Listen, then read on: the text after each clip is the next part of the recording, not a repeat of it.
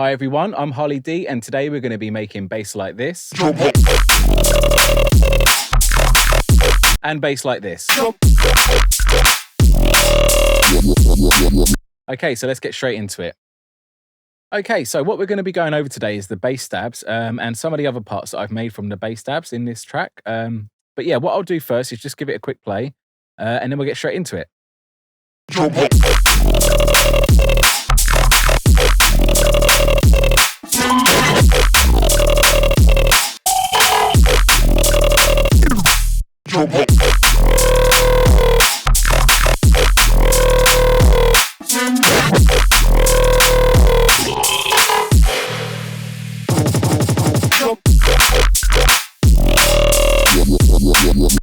Okay, so I'm just going to give these bass stabs a play on their own. As you can see, we're going to be going over E and F. I'll just play them what they sound like.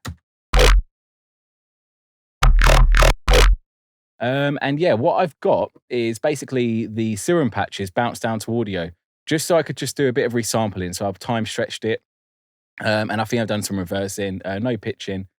And then there's a little bit of EQ on the bounces, just to like put them in the mix a bit better. So it's like a mix EQ. But yeah, basically it's all come from Serum and there isn't any post-processing on this one. So everything's just made in Serum. So what I'll do is I'll play the bass stabs from Serum, what they sound like. There we go.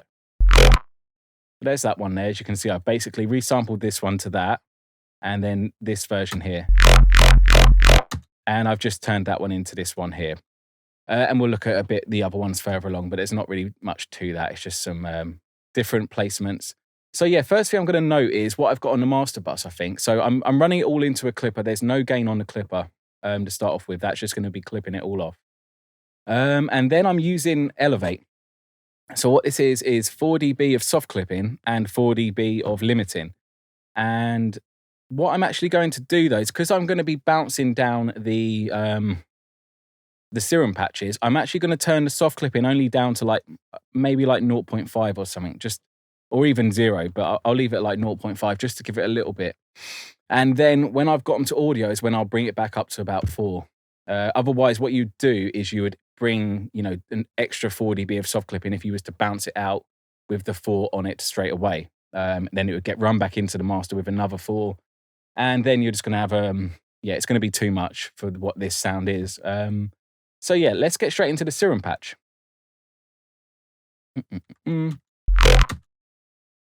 Right. So yeah, there is no post-processing. I've just left it at 0 dB. And I'm going to start off by showing you, I've just turned the master up to 1.7 there. And we're using oscillator B. I just decided not to use oscillator A. A filter, the noise oscillator, and the sub oscillator. So let's start with the sub oscillator. I've got it pitched down 1 octave. And I'm using the MIDI note of F. So that's going down 1. So F1, it's actually F0. That's the sub region. The level's at 47, direct out. Then I've shown this before, but I'll just quickly go over it. And what I'll do is I'll leave a link in the description so you can download all of these. Basically, they're just sine waves done at a certain pitch. So what they are is low mid frequency sine waves. So F corresponds to C3, and because I'm playing in F, I'm using that. But I'll give you a link in the description for them. So what you can do basically is you put these sine waves into your noise folder, which is in your documents, Exfer, Serum, noises. Place them in there. The folder will be, I'll call it Low Mid Harmonics HD, and just throw it in there so you can use them if you download the preset, etc. And I haven't changed anything here. The level is going to be moved by LFO3. So LFO3 is going to be modulating the level of the low mids and the sub. So as you can see, the sub starts here, but then starts at, let's go to the matrix here. So LFO3, you can see here, the sub is going from there all the way to the top with that type on. And the noise, so the noise level is going to be the low mids, is going from here to 47, 100% on the sub. So that's our shape for our LFO. I've got it set on the trigger mode, and all it's going to do, because it's just like a short stab, it's just going to be using this part. I don't think we're actually going to be using that part. So let's have a listen. I'll turn off that, and let's just listen to this sub on its own here. So you can see that it's creating this shape for our low mid. So it's just giving it a bit of delay before it comes in. So it's giving it a nicer attack, and that's also helping because it's a stab. It's giving it a bit of space for the kick. So it's kind of like a side chain, but I built it into my synthesis. And it just shapes it a little bit more. It comes in smoother. So yeah, that's everything to do with that. These settings here, direct out for both of them. And oscillator B, we're using the B sod square in the analog folder, and I'm pitching that down by 2. What I'm going to do is turn all of these off now, so we can listen to it, from the start. And let's have a look what LFO1 is doing. So LFO1 is moving the wavetable position. And I'm starting right at the bottom and I'm going right to the top. So just go like that. So that's going to start moving that wavetable to give some movement in the harmonics that are being generated from that. And then I've got LFO2 on the level. Let's have a listen. So you can see it's only going to be shaping it again. I'm not actually using this part here. If you was to extend the sound, you could then start to use the rest of the timing on these LFOs. But because it's a stab, you're only hearing this. This was just me experimenting if I was to extend it. But yeah, if that's something you can do when you get, make this patch or use it from the preset. So yeah, LFO2, that is also going to the cutoff on the filter. So let's get the filter in. So that's the bandpass 24. There we go, just there. And the cutoff starts at 1381. And if I go to the matrix and show you what LFO2 is doing, so I'm dropping, I've got that type on again, and I'm bringing it down to -13. The resonance is at 59. The pans just don't touch the pan. Mixer's at 100. I haven't touched the fat or the drive. So that's all of the basic settings inside of here. I'm just gonna have a look at what LFO4 is. So don't worry about LFO4. I'm going to remove that because we're not using oscillator A. So we're only using these, and that's all of the LFOs covered. Yeah, that is everything covered. But what I'm just going to quickly show you, just in case you haven't seen it, let's open up a span on here, just so I can show you the harmonics that are being generated. So I've got the sub there from the sub oscillator, and that's that low mid one from the noise oscillator, which like I showed you, it's at C3. So that's going to be our low mid. And there is oscillator B. There's them harmonics. So they're going direct out, and this is now going to go to the effects. Let's open up the effects. Boom, boom, boom, boom. So I'm going to start off with, what I'll start off with usually is the tube. So just give it some extra saturation and bring out some extra sound, some more harmonics in the oscillator. So I can start to hear something now. And then it would be the compressor. If I want to get a bit more out of it, a bit more top end and sort of flatten it out. That's in multi-band mode. So I'm just going to show you the gains at 3.7, release is right down, tax right down, ratios on limit, and the thresholds at -10.7. I haven't touched these, so they're just all at 100%. Let's have a look. Where would we go next? Now what I would do is run it into the filter. So this is going to be cutting out all of the frequencies below 263 hertz. So now we're getting definition between our sub, low mid, and our mid bass, essentially. The mid bass has got some nice top end texture to it as well. The cutoff's at 263, and that's really it. Yeah, sometimes I'll push the drive up if this mid needs to be a bit more louder. And then I'm using the chorus, so we'll just get a bit of stereo width on this sound. It's the low pass is on, so 949 hertz, mix is halfway, 48.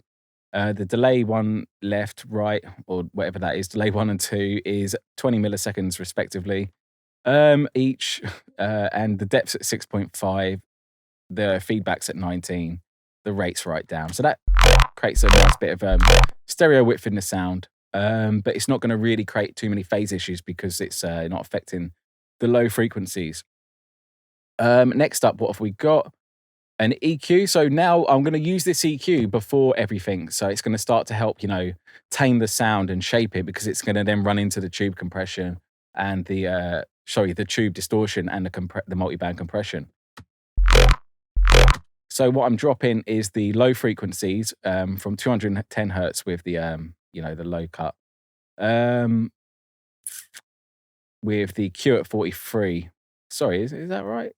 Is that right? Oh yeah, because it's got the low cut on.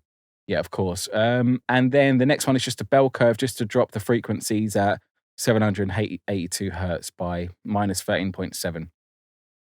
Q's at 49. It's bloody cough. And yeah, I think that's everything. We've got the phaser on.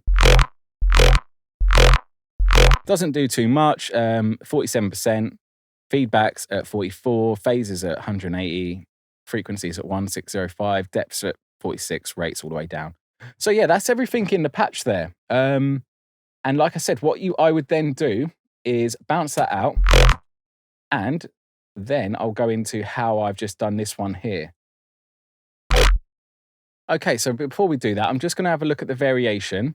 And yeah, basically the variation, if I just play it, it's just this cutoff being moved now. So originally we had it at 1381, and then it started to do the movement from LFO4. But this time on here, on the variation, it starts at 1760 hertz. So yeah, if I just...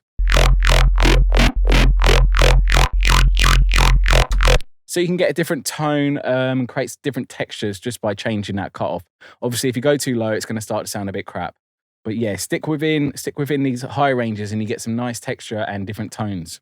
So yeah, obviously, like if you're experimenting with this, you can experiment with that. You can experiment with some of these phasers, phaser settings, maybe even the EQ point. You could experiment with the shapes, of course, of everything. You could extend it, do some different shapes, change the wavetable if you want to try stuff like that. So there's quite a few things here you could do with this patch. And then there's no process in there. So what I've done is bounce that down, and it turned out to look like this audio down here. And all I've done is just cut it there. And if it's starting it in this weird position, gives it this cool sort of... So if I mute that and show you now, gives it that nice, like, new plucky attack as it comes in, instead of sounding so like on the grid. So yeah, that was pretty easy, that one. Let's have a look at the final post-processing. And now I've bounced them, I'm going to put the 4 dB of gain of soft clipping on, just to get it back up in the mix. This is a really loud tune. I think it's like -2 LUFS or something ridiculous. Let's have a look.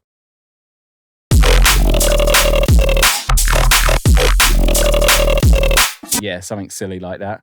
And yeah, for this one here, bounce that again, and it come out, basically, if I just duplicate this, it come out looking like that.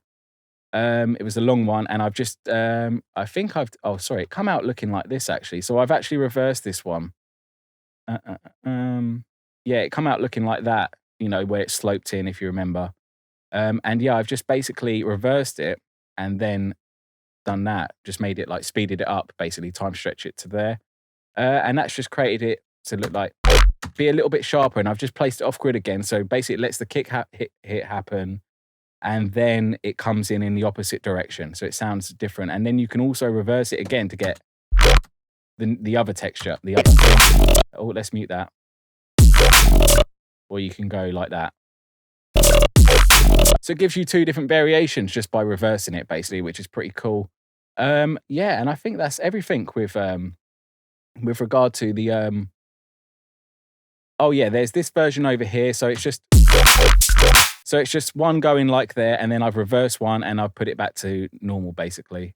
So as you can see, it goes normal, reversed, normal, just to give it that sort of like, it gives it a little bit of a pattern, doesn't it? A little bit of a extra variation there.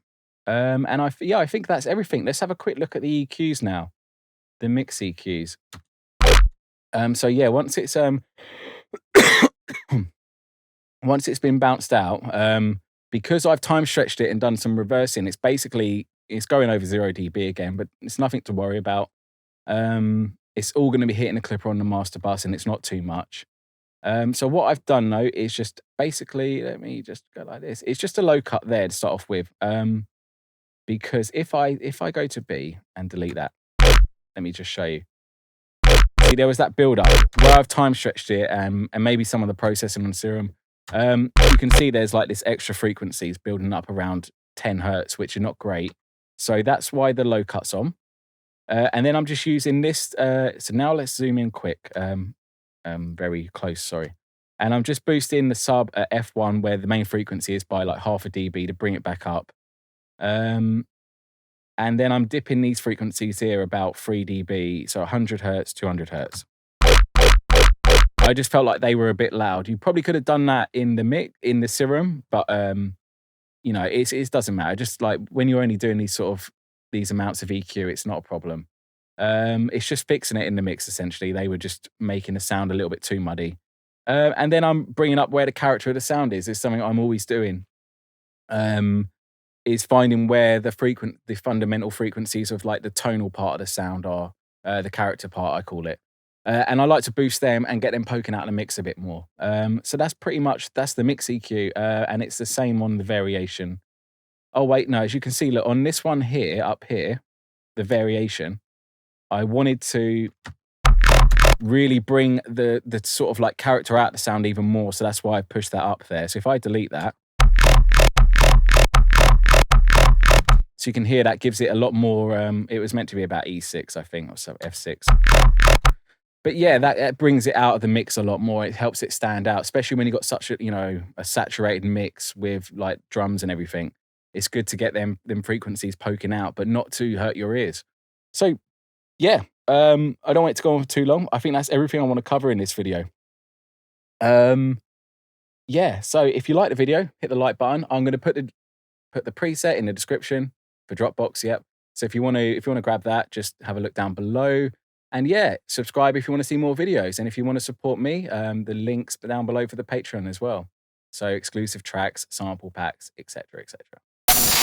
Oh, also, I've got a new EP out. It's called Ambush EP with 6 new tunes. Yeah, I'll put the links below for that.